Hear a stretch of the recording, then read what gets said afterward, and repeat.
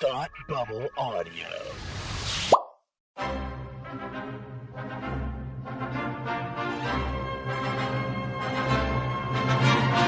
Look, up in the sky! You will never find the more wretched hive of scum and villainy. Welcome to Beer with Geeks with Tim and Frank.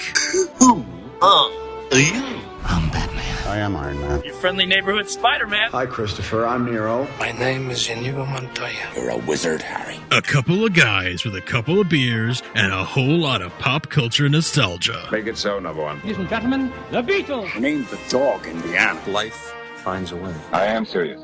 And don't call me Shirley. Now sit back and crack open a cold one, because it's time for Beer with Geeks. It comes in paints? Shaken, not stirred. Great Scott! I was way off.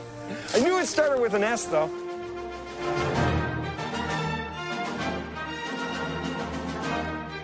Hi, and welcome to Beer with Geeks, where two geeks geek out with alcohol. I'm Tim, and with me, as always, is my frenemy, Iron Man. Dun, dun, dun. Terminator? I don't know. Dun, dun, I dun, just listen. Thank you for thanking of me. Oh, you're welcome. You're welcome. Just wow. Okay. So as I alluded to, Frank and I are branching out, and we are not drinking beer because We didn't feel like it. full disclosure, we felt bloated. Big dinner. Big dinner. I made a delicious dinner. You did. I wasn't feeling, as Frank put it, liquid bread. So we are drinking things that are decidedly not filled with bread. So what are you drinking? I am drinking top shelf wine. Oh, yeah. Top shelf. Top of my shelf. Yeah, that is actually true. Yeah. I mean that's what I was getting. Yes, it was literally Yeah. at the top of your shelf. No, it's a Barefoot Red Moscato. Oh, it's very nice. Yes. Yes. I know it's very nice because it is in my home. I don't remember who gave me that because I definitely didn't buy that for myself. But it's good. I quite like good. it. It's quite good. It's like it. What are you enjoying? I am drinking a concoction that I like to call gin on the rocks. That's a good name for it. Yeah. I almost called it a Star Sapphire gin, which is not the case. Nope. Bombay Sapphire. Bombay Sapphire. Perhaps. Yes. But it's more fun to call it a Star Sapphire. It is. Because you've got the whole comic book connection that way. So That's right. Why not? Right. Indeed. So that's what I'm drinking. It is good, and I'm going to nurse it probably through several episodes. Well, enjoy them. Enjoy that. Enjoy the episodes. I will. Did you enjoy Captain America: Civil War? I didn't. No, I'm just kidding. I did. Yeah. We haven't really. We had very vague passing. So Tim and I are in a couple of group text conversations together, and whenever a movie or a show or something we know we're going to podcast about comes out, like, and our friends will be like, "What do you guys think?" And like, we'll talk about it a little bit, but Tim and I tend to not participate very I'll much. be like, I liked it a lot. I liked the part where Captain America was in it. I like the part where he stopped moving. Yeah. We'll do that and try not to talk about it for one another, so that when we talk on the podcast, it's still kind of fresh. So How these people are still our friends. I I'll never don't know. They're doing all the talking, and we're like, yes, I also saw the part where he had a shield. Yeah. So this is really the first time we've actually talked about this movie, for real. So you liked it. Yeah. Full disclosure, full spoilers. I'm not going to beat around. I'm not going to beat around the bush. Nope. The movie's been out for too long. Yep. It's been out for a Couple couple weeks at this now. point. Like, what are you doing if you haven't seen it yet? Don't You know, be like, listening to this having yet. a family. Come on. You know, people say like, "Oh, you've seen a movie more than once. Like, get a life." And I'd be like, "What do you think going to the movies with friends is? Yeah. Like, what is your life? Sitting on the couch, like watching Netflix? like which one is actually having a life? Like working a few jobs and having friends and going out to dinner, going to the movies, or sitting on your couch alone? Like, Yeah. which one is having a life? No. All right. Yeah. Now that my rant about that Wow. is over, All right. yeah, That was a trigger. yeah. Makes sense though, right? Yeah. All right. Just check it. So what do you think about the election? No. Yeah. Let's not. I liked the part where he had a shield. So okay, yeah. So you've seen it how many times? 4. Wow. Okay. 4. Do you have a life? No. So I keep getting invited by friends. By friends. Who'd you go see it with on a social social occasion? Yes. Mm-hmm. That's right. I've seen it once, and I probably won't see it again until it comes out on home video of some sort. Yeah, I really didn't need to see it after the second time, but there were like plans that had like been pre-made. Sure, So yeah. by the time the fourth one, I was like, okay, I've seen this movie enough times to last me a very long time. It's a long movie too. Yeah, that's why I didn't need to see it anymore. Okay, so it's a long movie, and it kind of feels it too. You can feel the length of this one. Yeah, which is not. That's not to say I didn't enjoy it. I really did immensely enjoy it. Because it's heavy. It is heavy. It is heavy, and It's heavy like Giant Man. you know what? Yes, it is. I feel like I read a hardcover, collected edition of something. I feel like I read a big. You read an event. Yes, I read exactly. You read Civil War. One would say. Yes, but it feels slightly like I read Civil War, but I also read the tie-ins. Maybe I read more than I needed to. You had New Comic Reader. You had New Comic Reader. Whoa, where you're like, oh, they're tie-ins. They must be super important. I have to get all of them. Right. No, you don't. Right. Oh, Final Crisis. Dance. I got to read this one. God, that is always your pull, which is my favorite thing. That's the thing you always go to. Fine. Trinity. I got to read this. All 52 issues of it. No, but Countdown. So. Just going further and further You're back. just going further back. Yeah, I know. You're just like Crisis on Infinite Earths. Oh man, Action Comics #1. Awesome. Yeah. No, but really, I felt like I read all the tie-ins and I didn't need to. And that's not to say that there were things that didn't matter so much, but I felt like maybe some of this could have been chopped off and put in the next movie. I disagree with that. Okay. And my reasons are thus. It tells a complete story. I don't know where you would resolve this movie sometime to just like move into another film. I felt as though when we saw the big fight ended, right? The main fight in the airport towards the end there ended, and some of them ended up going to the raft, and Cap and Bucky were on the run and all this stuff.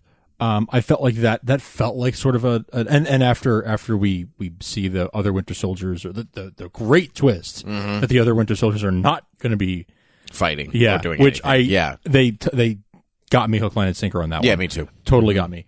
Some would say if this was a DC movie, we would have had another 20-minute fight where we would have seen all these Winter Soldiers. We are not those people, Frank. No, we are not. But some would say. So that was a great twist. And after that, I felt like, okay, we can kind of end it. We must be getting near the end now, right? Look at my watch. Oh, nope, there's another half hour. All right. And once we got to the end, I could see why we needed that extra half hour. But until we got to wait a second, you knew? Until we got to Tony and Cap being like, you knew? Yeah. Until that piece of dialogue, I was like, why are they still fighting? Why can't we? Couldn't they do this in the next movie? Oh, yeah, I can. So you thought that it dragged a little bit in between those moments. Yes. There were highs and lows for me in the movie in terms of there were things happening and then there was like nothing happening. And there were things happening and there was nothing happening. So in those lulls, I was sort of like, move it along. Not that I need the whole thing to be fight scenes, but like nothing was, it felt to me like not much was happening. So I was eager for something to happen again. I thought that the first time I saw it, having seen it a few more times, I have been able to reflect on my original opinion. Originally, I did not like this movie as much as Winter Soldier. That's where I sit right now. I think I still sit that way. Okay. The movies are very different, and Winter Soldier just plays more to my personal tastes, I think.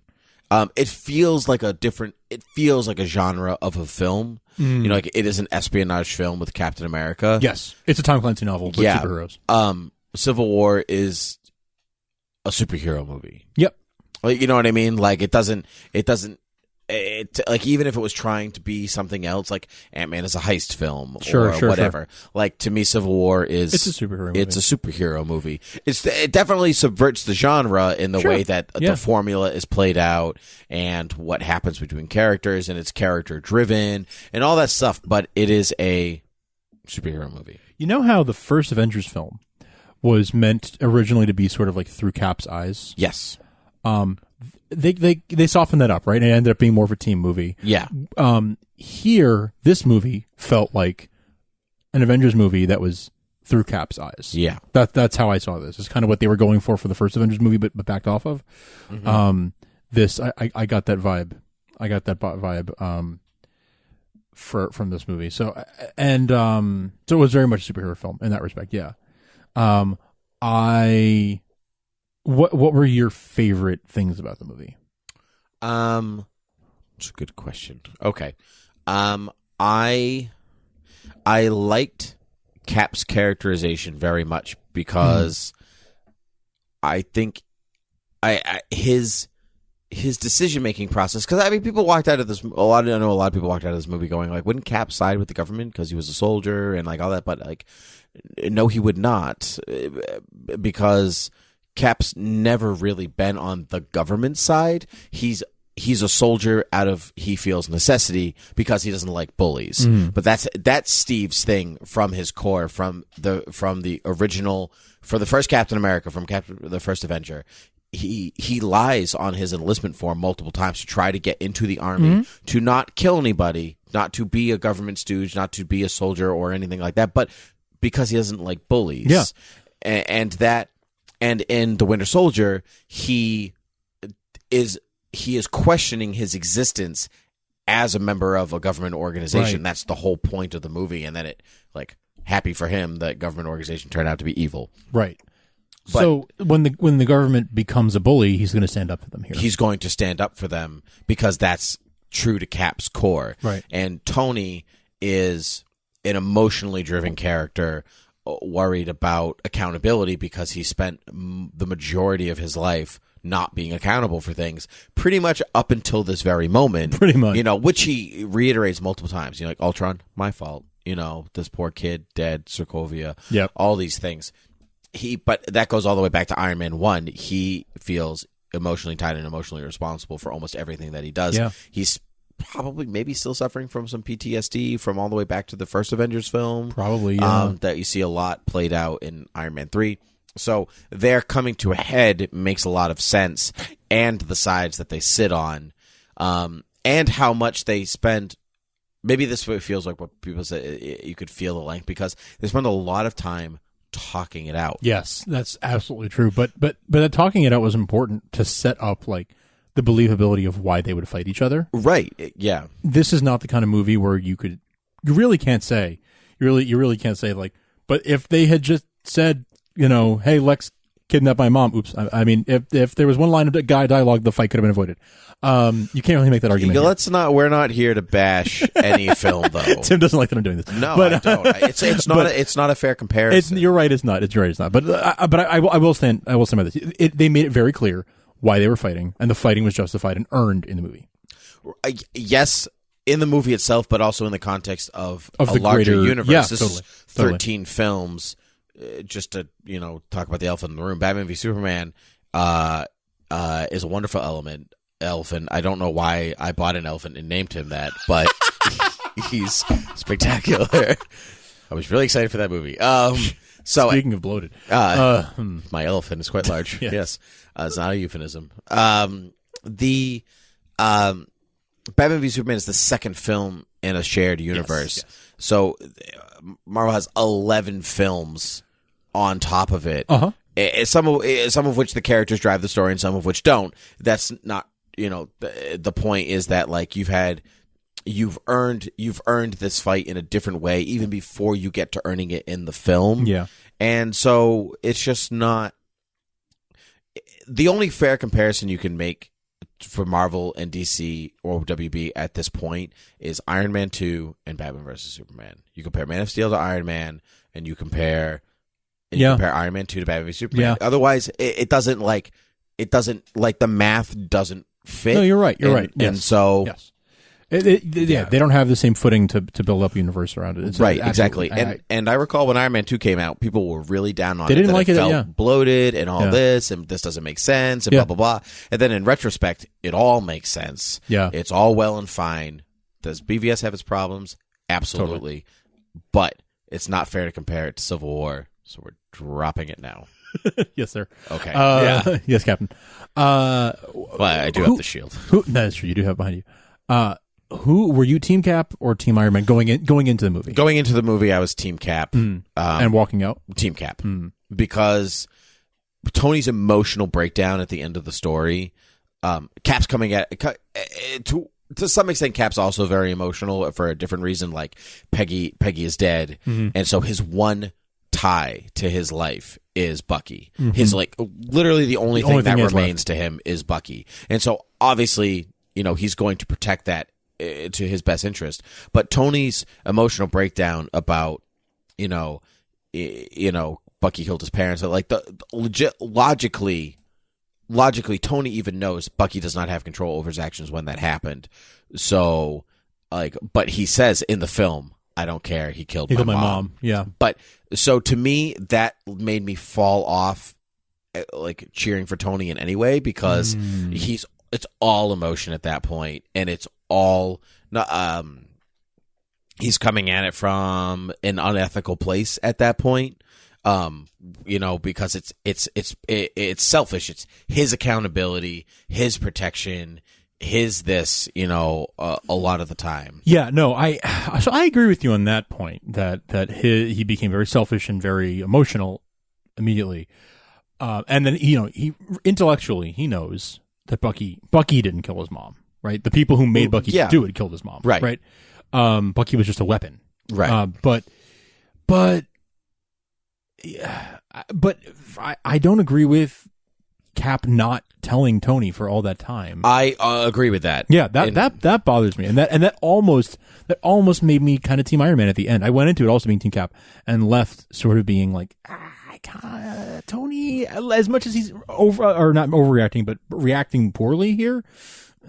I would be mad that my friend didn't tell me that too. Right, but Cap doesn't lie to him when he says, "I didn't know it was him," which is true. He's led to maybe believe that it's him, or the audience is back in Winter Soldier when they're talking about the living computer Armin Zola. Yeah. And you see, Stark's dead in car crash, and then you see a shadowy figure of what you assume is the Winter Soldier. Yes. And so it's like, you can kind of put the pieces together, but even like I've seen Winter Soldier a bunch of times. I don't think I've ever put those two things in my brain together for whatever reason. And I'm sure, like, I'm not Cap. Certainly, maybe he's thinking about it, but he's like, he can guess, but he doesn't know. The only way that he might actually know is based on that file that Natasha hands him at the end of Winter Soldier. Yep. Like, that might be in there, but maybe isn't. Like, we're not sure. But he said he knew. Like, he said he knew. He said he'd figured it out. So he did. No, he didn't. Well, Tony asked him, like, but did you know? Like, okay, maybe you didn't know, but did you basically know? And Cap doesn't respond, which is kind of like an omission of guilt by not responding. But he did know. But, like, he had figured, he'd pieced it together well enough that he was suspicious, and he didn't say anything to Tony. He was, it's like that, I'm 99% sure it was him, but I have that 1% margin where I don't have concrete proof, so maybe it wasn't. And that was enough to hold Steve back. I just don't agree with that decision on his part. I'm not saying it's like an anti-Cap thing to do. I'm just saying I don't even I would be mad at him too. No, I'm with you. I don't think it's anti-Cap at all. Yeah. I think that's maybe part of his character. Certainly is part of his character to hold things back and internalize them and protect his past, and and knowing how emotional Tony is. Maybe there was no good time to say that to him. Now that I do not agree with that decision. Right. He should have said it, but Tony logically should also know. His reaction should have been better. But Steve should also know logically that it wasn't Bucky's own doing. Right. So they're definitely both at fault, and that's what I like about this movie. They have. If you read the book Civil War, it's definit's Team Cap, right? Basically up until the end. Yeah. And even then you're like, it was kind of still like Iron Man's side is not the greatest, Right. They clone Thor, they kill Bill Foster even by accident, but they're like, they're not doing it great. Yep. And this film, the worst thing that the move that they really make is like they have a fight in an airport. Yeah. Yeah. And so you could be really either side walking out. And we've said this before. In the real world, Team Iron Man. Like, you got to oversight that. Like, that is, you cannot let that happen. Right. Because we know Captain America, right? Yeah. As an audience. Yeah. As a person, I know what he would do because I trust him, because I'm into, but the public doesn't know Captain America. They know what the news says about Captain America. Exactly. But they don't know him. Right. government doesn't know him. They haven't followed him for 11 films or whatever. Right, Like, exactly. Yeah. And then, like hundreds of comics before that. Yeah, exactly. And, exactly. like we have very firm belief on who Captain America is. Sure. And this film, and they do not. And Right, so right. you can understand their point. Let's pivot for a second. Let's talk. Pivot! Let's talk a little bit about some of the ancillary characters. Sure. You got your Ant-Man. You got your Spider-Man. Sure, we can talk about the bugs first. Let's Sure. talk about the bugs. All right. The spider and his ant. All right, let's And talk. his hot ant. Let's talk about Spider-Man first. Your thoughts? Best thing about the movie. Okay. Best thing about the movie. Tell me more. Whatever 10 minutes he had on screen, He was about 20 minutes, actually. was it when you combine it all together? Mm-hmm. Great. Whatever it was awesome. Just all of it was awesome. We talked about Tobey Maguire's Spider-Man at length for 3 episodes. I enjoyed the first 2 movies immensely. This was the best Spider-Man I've seen on screen, and it was only 20 minutes of it. Yeah. And I love that we didn't need to see the origin. No one left that movie being like, that was a good movie, but I don't understand how that spider chap got those powers. Like, no one, That spider chap. no one is going to leave that movie confused about his origin, right? We know it. Everyone knows it. And even if you don't, nobody It doesn't cares. matter. People who want to know the origin will spend 2 seconds to look it up. Most of the audience doesn't know. I've told this doesn't story matter. before, but I watched Batman Begins with somebody, and yeah, they had seen The Dark Knight, and when they saw Batman Begins and they saw Bruce Wayne's parents get murdered, and they go, "Oh, that's why he's Batman." But it doesn't stop them from liking the other movie. They still enjoyed The Dark Knight. He puts on a mask; it's fine. Nobody cares enough to Right. delve more, and if they do, they know. So. So, I don't think it matters. I don't need to see Uncle Ben die again. I don't need to see it again. When Sony makes their next Spider-Man movie, I don't need to see all that. I'm fine with just pick up where we had in this movie and just move forward. Yeah. Just move forward with this. I'm fine with it. I loved Tom Holland. It was great. Did you like his Queen's accent? It wasn't really a Queen's accent to me. It was kind of just a generic American accent with a little bit of Queen's thrown in because he's British. So I feel like they didn't go full Queen's, which I was fine with. He was fine. I would be worried if it was not full Queens, but Yeah. it would be if it's too. Hey, what are you talking about? It would be weird to me. I'm from New York and I don't talk like that. You know what I mean? Yeah, so it's exactly. totally believable Well, to me that he I'm wouldn't. from Boston. And I don't talk like that. Right, exactly. Yeah. So it's totally believable to me that he wouldn't. I loved Marissa Tomei. I was very confused about my feelings toward Aunt May when I left the movie. I do believe everyone was confused. Yes. Everyone was like, "Okay, I'm still team this or this," but I don't know how I feel about Aunt May. I'm very down the middle of the road. Ants come in all shapes and sizes. I like the shape of that ant. Mm-hmm. Yeah, Yeah, that Ant Man. Yes, and Yeah. and that giant man. Yes. Haha. Well, I'm not done talking about Spider-Man yet, Okay, so let's cool. go back. Yeah. I don't think Spider-Man was the best part of that movie. But he's definitely my favorite Spider-Man on screen. Yeah. I'm sorry. It would have been good if you were like, wait, let's talk about Spider-Man. He wasn't my favorite part of the movie, but Ant-Man was, so let's talk about... Yeah. Actually, Ant-Man might have been my favorite part of the movie. He was awesome. But I agree. He was the best Spider-Man I've seen on screen. I liked watching him as Peter Parker and go, wow, you have a great Peter Parker. Can't wait to see you as Spider-Man. Yeah. And then 20 minutes later or 10 minutes later, whatever, you're Spider-Man. I'm like, wow, you're a great Spider-Man. This is the first time this has happened to me. They're both so good. They're just both the way that I want them to Yes. be. What sold his Spider-Man to me more than anything was when he's fighting Falcon and they crash into the building. He's like, you have the right to remain silent. That was my favorite, just because he's, or Falcon, and there's normally not as much talking. It's like, oh yeah, sorry, my bad.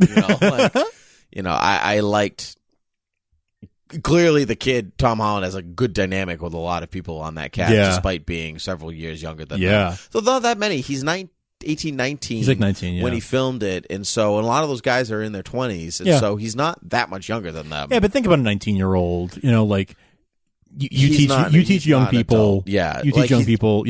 He's an adult, but there's that point beyond college. Yeah, and then a little bit beyond that, and so he's not exactly with them, right. But even though he's 19, he kind of looks convincingly 15 or 16. He looks 15. So easily. Yeah, it's very convincing. Yeah. Much more than anybody we've seen as Spider-Man before. Mm-hmm. So, yeah, I'm excited. I'm excited for the next movie, next Spider-Man movie, and for the first time in years, I'm really excited for it. And we are supposed to get a Tony Stark cameo in that film. I don't think rumored. I don't think no, my God, you gotta check some news sites, boy. Robert Downey Jr. has been confirmed as a member of the cast. Oh, he's full on cast weeks ago. Yeah, nice. I'll send you things. Yeah, I you know, lately I like to know less going into movies than you know. Well, I'm happy to provide you with this spoilery information. That's not spoilery. That's not spoilery. But yeah, he was. Cool. I do believe that right after it was right before the movie came out, or right after the movie came out, they were like Robert Downey Jr., member of the cast of Spider-Man: Homecoming. Awesome. Great. They had wonderful chemistry. Really. So good. Yeah. So good. It did a really good job of setting up Peter as like this genius, but not overplaying it. Not overplaying it. But you get the impression that, oh wow, like when he grows up, he's going to be as smart as Tony. Like he's going to be like Tony Stark level genius. When he grows up. He was awesome. I don't want to spend too much time talking about this, but he was amazing. No, I mean, Civil War was a long movie. Our podcast would be a long movie. Podcast. Yeah. I have a theory. Okay. So not even a theory, an observation. So Spider-Man had the great line of, hey, remember that really old movie, The Empire Strikes Back? Yeah. Right? Which was a fantastic way to do that.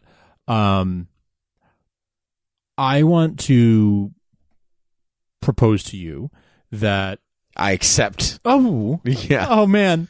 Batman v Superman. Can you officiate our wedding? Can elephants do that? Yeah, we can ride in on an elephant. Oh, yeah, that's good. Okay, good. So I think that this movie is sort of the Empire Strikes Back of this point in this saga. In the saga of the Marvel Cinematic Universe? Yes. Okay. Yes. Because I was thinking to myself, like, I left feeling sort of unsatisfied. Like, there wasn't a satisfying ending of, like, you know, Nick Fury telling the S.H.I.E.L.D. people on the screens that, they're out there. World Security Council. That's what I said. And when we need them, we'll call them back together. And, like, there wasn't that satisfying ending of, we're taking Loki away and it's all going to be good and everyone, we'd save the day. There wasn't that satisfying ending. Or even Ultron, there's like, you know, here's this, you know, it's, you know, New Avengers facility. Go. And, you know, although Winter Soldier, I mean, ended with, you know, Steve waking up in the hospital. True. So I guess that, you know, like the adventure continues. Yeah.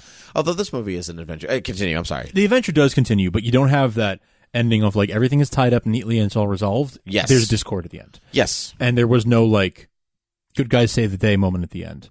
No. Similar to what you have in The Empire Strikes Back, where you've got, you know, the good guys lost for this round.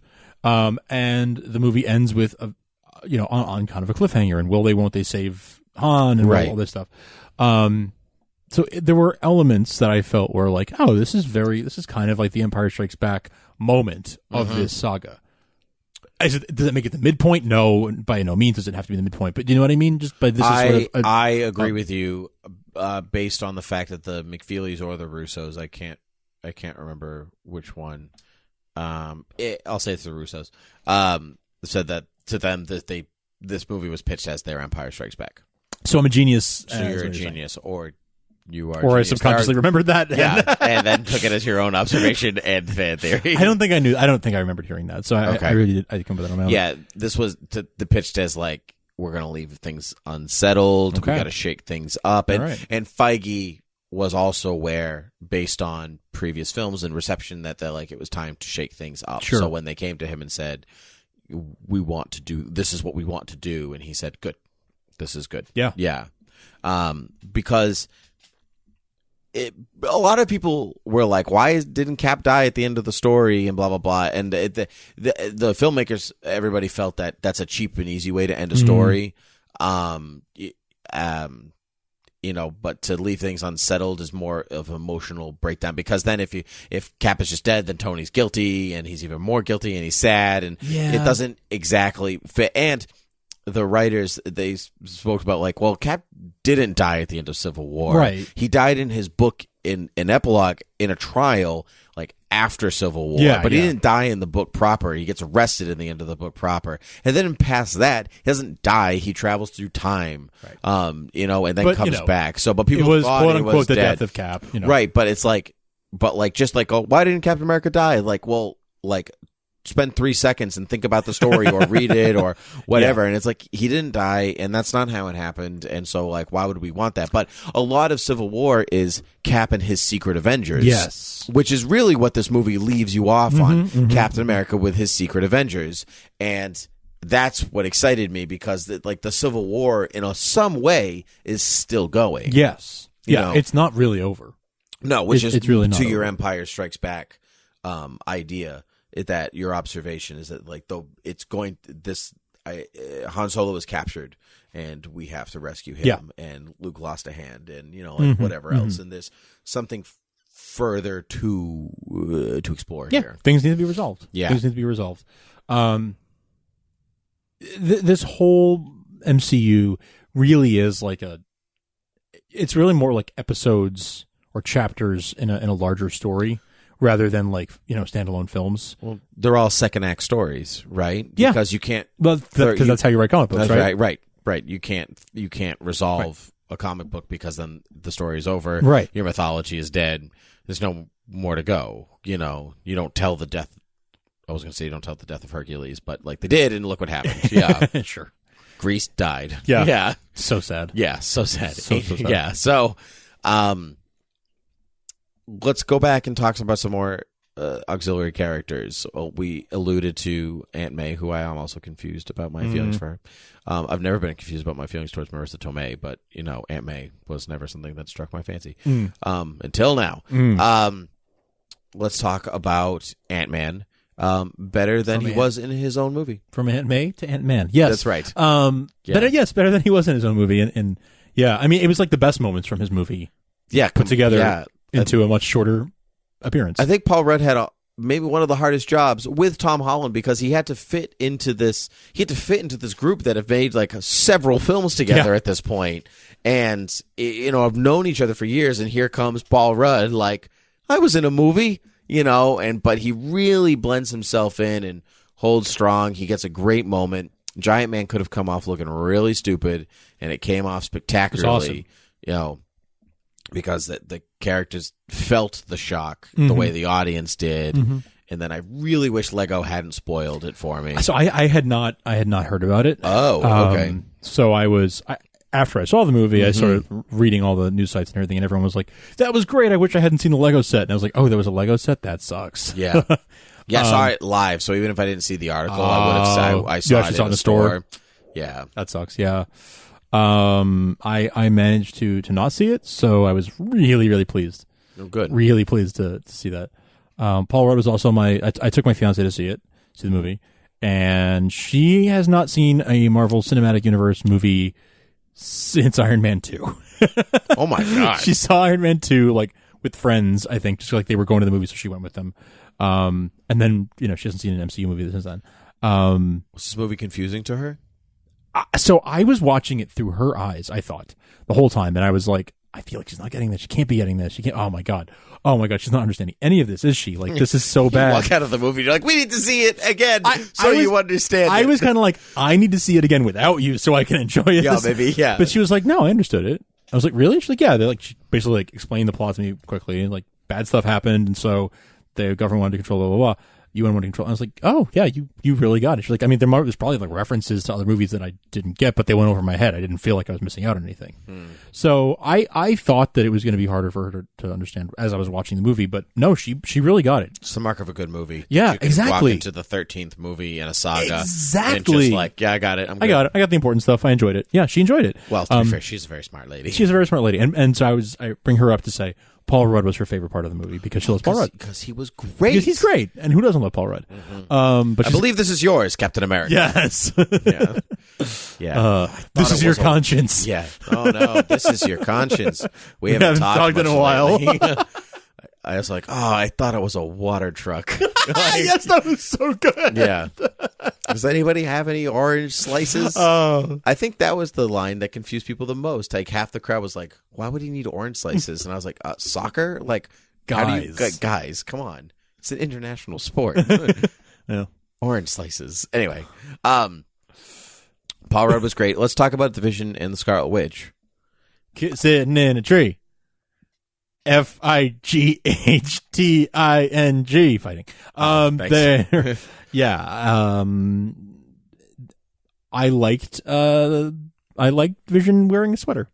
He looked very He dapper. looked very dapper. I liked that he had his regular bodysuit on underneath the sweater. Yes. That might have been my favorite part because he was like kind of bulky. But I liked them a lot. I liked him as the true conscience of the team because he's only about maybe a year old at this point. Right. And he's got he has a lot to learn, but he has a very objective point of view. Mm-hmm. He clearly is confused about his feelings towards Wanda because clearly he has some kind of emotional connection to her. Whether that's because of the Mind Stone or not, remains to be seen. I thought Wanda was fantastic in this She film. was awesome. I really, really empathized for her. Yeah. And found it really unfair that like the world doesn't trust her. Yeah.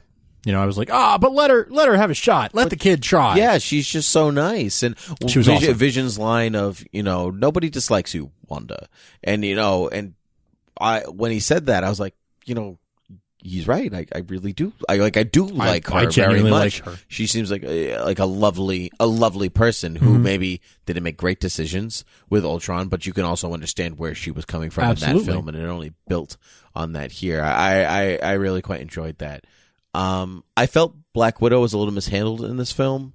I don't underutilized, if you ask me. In some ways, I agree, and I don't think that her characterization was certainly she grows through every film, but like the only time that I really felt like I was watching Black Widow was Winter Soldier, and so I was excited to see some kind of variation of that again, and I didn't get that. Yeah.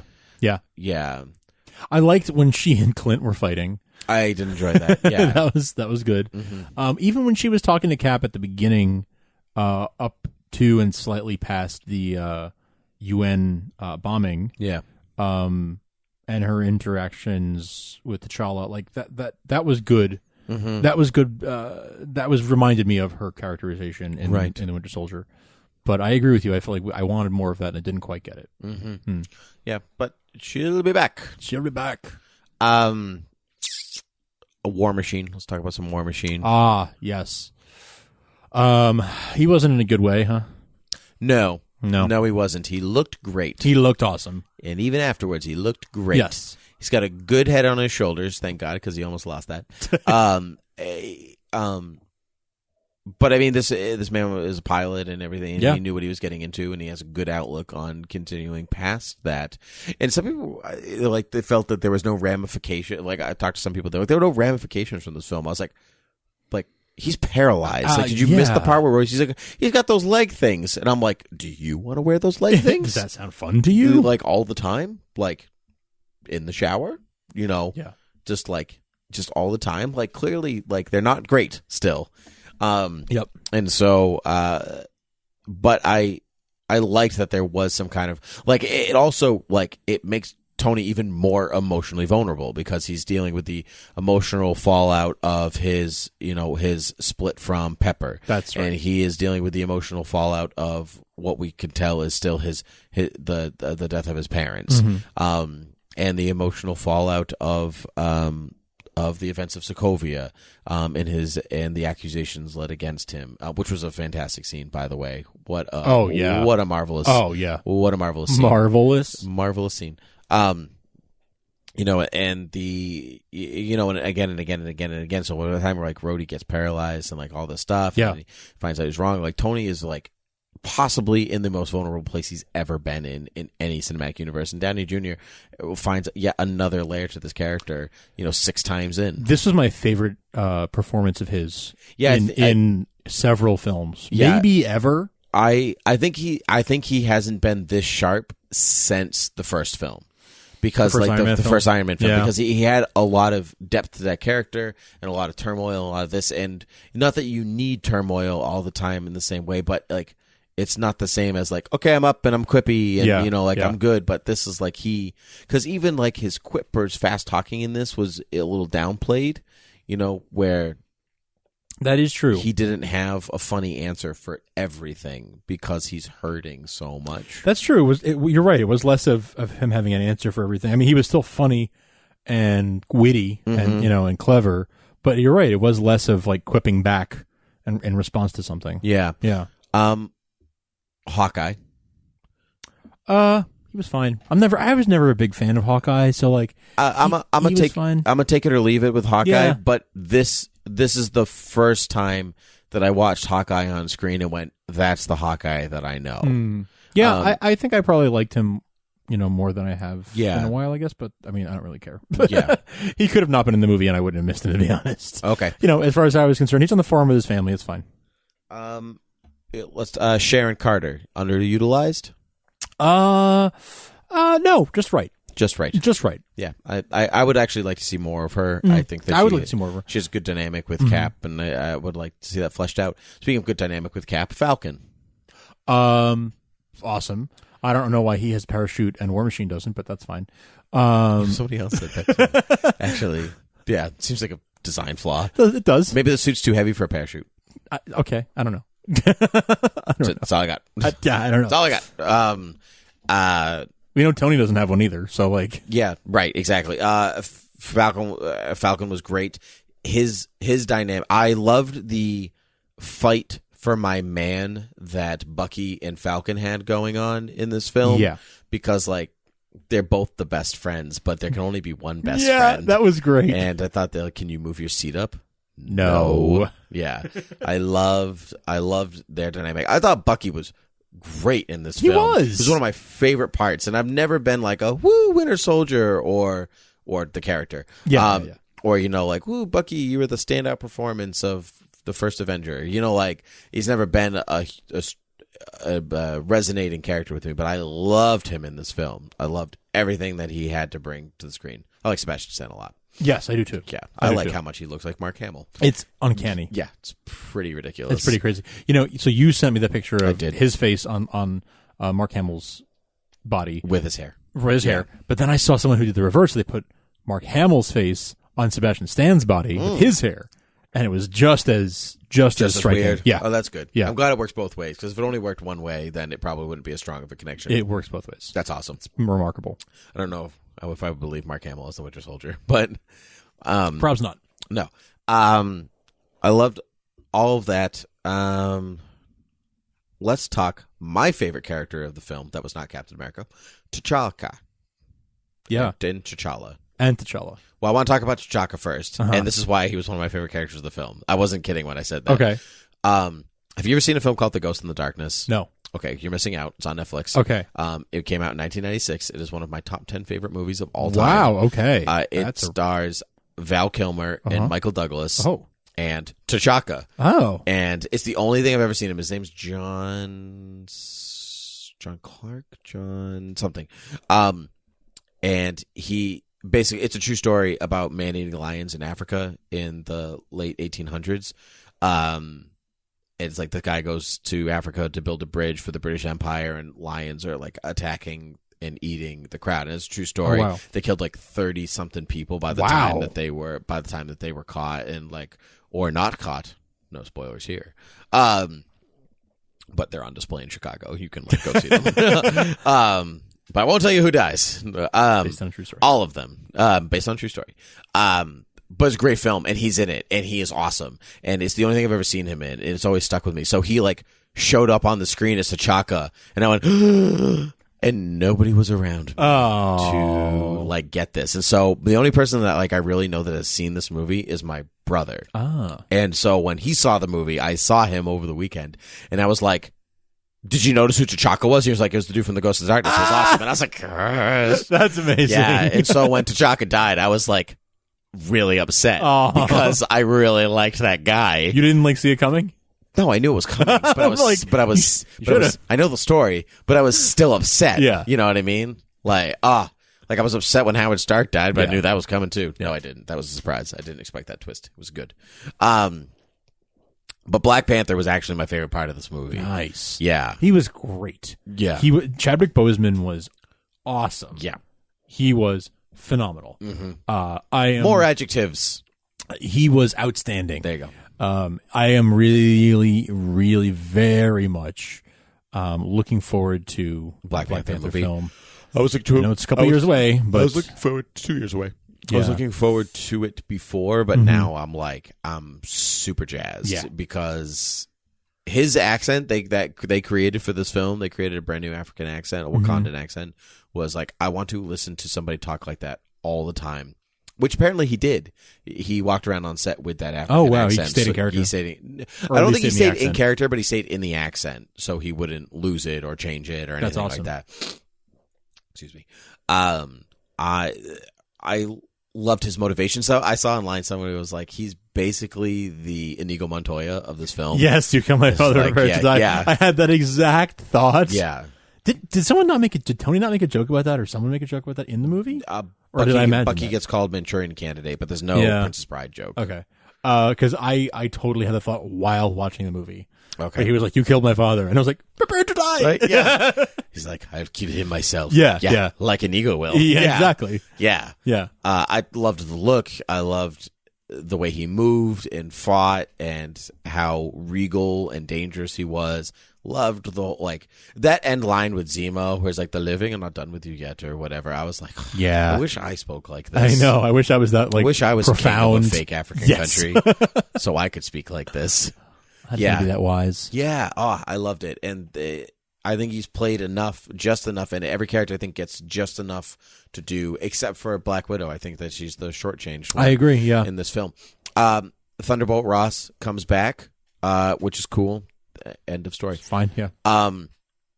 Shortchanged, actually, lied. Everett Ross. Martin Freeman. I loved him being in this movie. Yeah. I had no idea he was going to be in it, because again, I keep off the sites. Oh my God, he really. So I really went into this one really pretty pure. Aside from having seen the trailers, I really didn't know much else. And on purpose. And I was so excited when he came on screen. I freaking love Martin Freeman. I love Martin Freeman. Yeah. He is the best. Yeah. And he released a statement saying that his contract expands and he'll have a lot more to do as the cinematic universe goes. It was weird to hear him with an American accent. It took me a couple of viewings to actually get used to it. Yeah. And even then, I was like, just not settling with me. But both Sherlock and Watson are now in the MCU. Yeah, very, very true. Very true. Yeah, or Smaug and Bilbo. However you want to look at it. Sure. I've run out of characters except for Zemo. We haven't talked about Helmut Zemo yet. I thought he was a really great villain for this movie. I thought that when I first left the film, my first viewing, I was like, not that I wasn't a fan of him. Like, I thought he did the job effectively, and he's one of the only villains to actually be alive at the end of a Marvel film. That's true, yeah. And, your plan didn't work, and it's like, oh, didn't it? Blah, blah, blah. I thought it could have been anybody. Like, it didn't have to be Zemo, who is a pretty awesome Captain America villain. But on reflection, I was like, but he was awesome for what he did in the film. I was just missing the purple mask, actually. Is that honestly. it? I was really just you missing just wanted the mask. full on. I didn't need to wear it the whole time, but it's like such a character costumes is such an essential part of characters to me. Like, I don't want the Green Goblin showing up and not looking like the Green Goblin ever. It's just I'm the with dude you. in the suit, I'm with you. And so I just I need you to be like, even Batroc the Leaper had a purple costume on, in Winter Soldier, and that he didn't that was enough and that's what I think was missing. Like, he didn't wear purple once in the whole, you know what I mean? So here's this dude in a plaid shirt and sweater. So you felt you needed a nod to his costume. And there was concept art where they thought about it. It was all done up and it looked awesome. And in the comics, traditionally, Zemo's the one that kills Bucky and freezes Cap in the water. It's not Red Skull, and so Zemo is and he's part of Hydra typically, and so for him to be anti-Hydra in this, which I thought was a cool little twist. The death of the Hydra agent was pretty barbaric. Yes, I thought. Oh my god, yes. Yeah, I was like, oh my god, kids see this movie. I had the same thought. I was like, I don't know if I ever been kids to this movie. Yeah, just maybe for that scene. For that scene alone, yeah. Like maybe if there's a TV friendly edit or something where that's not in it, then I would show a kid. But otherwise, I don't know. Well, I'll be sure to show it to your child secretly. Well, that's not fair. No, life isn't fair. Why should the afterlife be any different? Any other thoughts? I'm sure. I mean, I could probably. I've seen this movie enough times that I could definitely talk about it for a lot longer. But we're way over our normal time. You know what? I will make I have one final thought. Sure. And that is that the de-aging of Robert Downey Jr. in the beginning of the film was masterful. It reminded me very much of the de-aging of Michael Douglas in Ant-Man. Yeah, he was a little shiny for me this time. Really? Yeah, I thought the Michael Douglas one was better. Maybe better. Yeah. Yes, I will agree that was better. But I was still captivated by that and just watching and like waiting for him to look fake, and he didn't look as. For me, I still think of. You never saw Tron Legacy, did you? Nope. We should really see that movie together. Okay.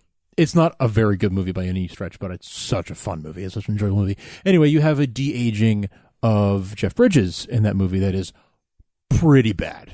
Yeah. Like, pretty objectively terrible. Was it like the de-aging of Ian McKellen and Patrick Stewart in X-Men Last Stand? Worse. Okay. Because at the time it was pretty awesome. Yeah, this was not good even for the time. It was just awkward. I kind of wish that like they hadn't shown us his face or something, or they'd gotten a lookalike instead. It was distracting. This and Michael Douglas were just beautiful, perfect, amazing. Again, my fiance, we walked out of the movie and we were both like, wow. Yeah. Like, it's an amazing effect. I know this was 2.5 hours ago, but remember young Robert Downey Jr.? Yeah. Remember how much he looked like Robert Downey Jr. when he was on SNL? Crazy, right? Yeah. Like, yeah. Yeah. Do you remember Pretty in Pink? Yeah. He wasn't in that movie. Do you remember it anyway? It's a great movie. Good movie. Yeah. Yeah. No, but I did think, I felt like that what they used as reference was his season on SNL. I don't know. I could be wrong. But it was around that same time period. Yeah. From the 80s. Yeah. But it was that same time period and just, it looked great. Anyway, that's my closing thought. Yeah. Good closing thoughts. I enjoyed the movie very much overall. I had a couple of things that, didn't like here or there, but I did not detract from my enjoying the movie. No, it's a great film. Definitely one of their best. Yes. I wish, this is my one thing, I longed for the Captain America theme by Alan Silvestri from the first Avenger. I missed that too. And I don't know why. Like, they used it once. They used that leitmotif once, music term, once in when he's running around the monuments in Winter Soldier, and you never hear it again. And this one you don't hear it ever. And Henry Jackman did the music for Winter Soldier, and he did it for this. I wonder if there's some kind of right thing, like if Silvestri doesn't do the music, then you're not allowed to use it, or you have to pay a lot of money to use his piece. I feel like Marvel probably owns that music, so they probably could use it. Yeah. It's probably an artistic choice on his part. Like, I'm making my own themes, and I will use my own themes. Yeah, that's fine. I get that, but I agree, really for continuity's good. sake, and it was such a good theme. It was great. Now, that's your favorite, isn't it? Of that, so good. Yeah, it's so good. But I also don't really know exactly where it doesn't fit this type of film anymore. Like, it's kind of like of the 40s, it's got that sense to it. But using the leitmotifs is always, you can find a way to adjust work them. in. Yes, John Williams is a master. Yeah, yeah. Just call him up, Henry, and be like, is it so hard? Hey, I'd like to use this theme. Will you help me adjust it? Or how do you do this so splendidly? And John Williams would be like, hey, baby, I'll tell you all about it. Hey, baby. I think Michael Giacchino really needs to get into the MCU or Star Wars. Really, honestly, I wish he would. Do you want me to tell you the news then? Oh, well, I know. Yeah, I know. But I can't. Yeah.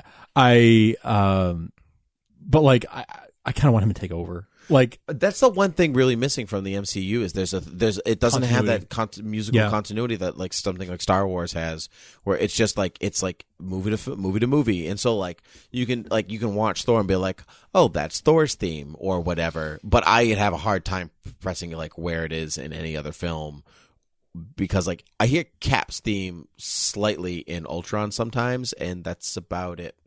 And if I heard it in the film, I go, oh, that's it right there. That's the theme. That's Iron Man's theme. That's Thor's theme. But I can't pull them for you, which is a sign usually that it's not a great theme. Yeah. It's a sign of our preference, right? We both prefer memorable themes. 80s music. Yeah, kind basically. of 70s, 80s movies, themes. Yeah, not so much 70s, because Star Wars was against the grain in the 70s. Yeah. John Williams went against General symphonic. Yeah, his symphonic scores were not the norm then. So anyway, yeah, that's my takeaway. You can find us at all the places at beerwithgeeks.com, facebook.com/beerwithgeeks, at beerwithgeeks on the Twitter, and other places. You can rate and review us on iTunes and Satchel and Overcast and Google Play and all other places that podcasts are sold. But they're never sold because they're free. They're free. Keep podcasts free. Yeah, no, those are all the places. You nailed it. We can revisit Civil War at a time when it comes out on Blu-ray Yes. or a digital copy, as for myself. And so, because I do have plenty more to say that I barely touched the surface. So, do you have anything further to add? I do not, sir. Okay. I do not. Other than I hope everyone has a wonderful, wonderful week. And until next time, Cheers. Cheers.